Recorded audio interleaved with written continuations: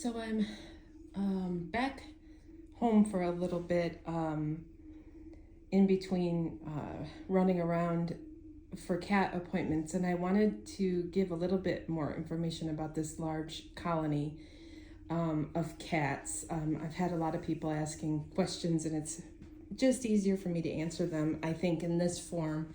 Um, Basically, there was an older couple that lived in a house around there that fed any cats that kind of showed up at their door, and did that for years, but didn't get them fixed. And this isn't about yelling at this older couple, or it's expensive to get cats fixed. It takes transportation. There's so much involved. So for whatever reason. And then once you get like 5, 6, 7, 8 cats, I mean, the expense of that is overwhelming. So then what happened was, I don't know the exact diagnosis, but this older couple is now, I would guess, almost entering dementia. And the woman has had to go into assisted care. The older gentleman is still there. And honestly, he does not want us around. Now, in the very beginning, when this was a smaller situation, they actually contacted us, this older couple, and said, we have all these cats, and can you help us? And we said, absolutely. And we got started, and we helped them, and we got cats fixed, and we got some cats out of there. And then all of a sudden, something just changed. And the only reason I'm guessing dementia is because I've dealt with older people that get dementia, and all of a sudden they can become a little cranky and a little mean, and get out of my yard. What are you doing here? I don't want these cats here anymore. Take these cats away. But then they don't want to let you be in their yard. And it turned into that. Mom was using their driveway to park the car and try to feed these cats and take care of them. And it kind of felt like overnight they were just like, you can't park here. In fact, at one point, I shouldn't laugh at this, but at one point they called the cops on my poor mama. So anyway, we had to move. And so then, in the middle of all this, we were slowly getting cats fixed and getting cats out of the home.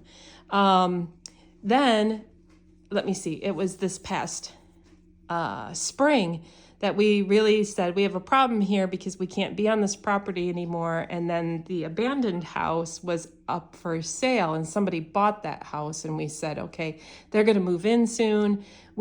There's all of these cats. And so we started fixing more and more and more cats, and we have fixed 27 cats total from this property. And we've done little ear tips on them, so we know which ones are fixed and which ones aren't. But then somebody acted like they were moving into the house, and that's when we just kind of really kicked it into gear, getting as many appointments as we could, even if we didn't have the funds, even if we did whatever we could.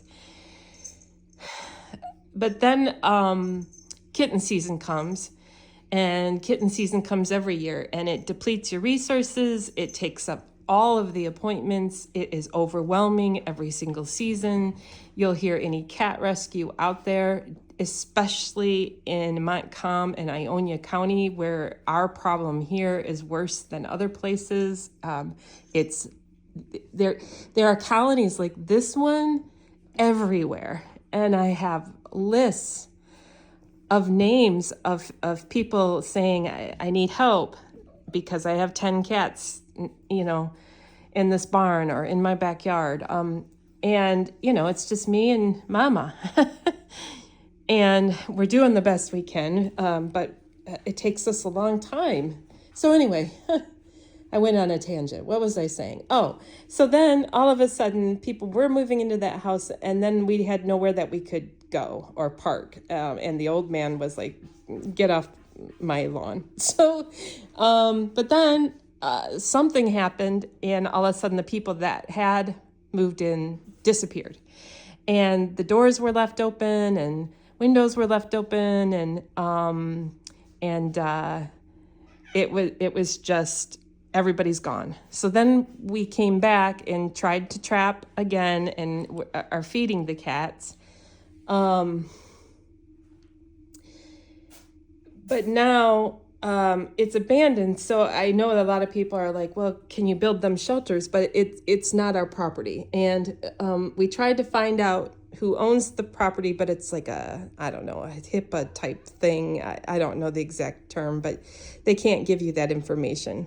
So we're trying to figure that out. But if I had to guess, if it's a big landlord type company, they are not going to say, oh, sure, yeah, set up shelters for homeless cats in the backyard of this house. I just don't see them saying yes to that. I mean, you never know, but I don't see it.